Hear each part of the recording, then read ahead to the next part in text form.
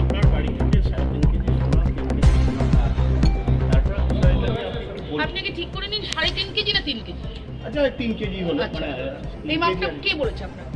আমরা তো যা সূত্র মারফত সূত্রটা খবরের কার? ইন্ডিকেশন, সূত্রটা খবরের সূত্রটা কার? আপনারা তো সূত্র মারফত আমাকে বান্ধবীও দেখাচ্ছেন। আমি কার বান্ধবী? একটা দেখুন, প্রত্যেকে পলিটিক্স করে, কেউ না কেউ তার আইডিওলজি থাকে। আমরা মমতা বন্দ্যোপাধ্যায়কে দেখে পলিটিক্স করতাম। প্রত্যেকটা দলের নেতা যদি কোনো রকমের কারাপশনের সঙ্গে যুক্ত হয় আর তাদের নিচের কর্মীরা যদি বান্ধবী হয়ে যায়, এই জিনিসটা তো ভুল। মিডিয়ারও তো এটা দরকার উৎক্ষেপণ করা যে অ্যাকচুয়ালি সম্পর্কটা কি।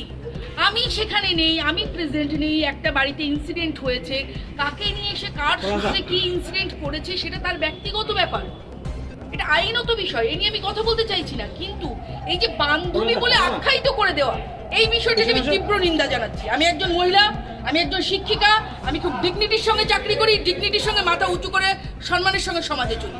এই বান্ধবী আখ্যা দেওয়াটা বন্ধ করুন ফার্স্ট, আর তারপরে কি কোশ্চেন আছে আমাকে বলুন।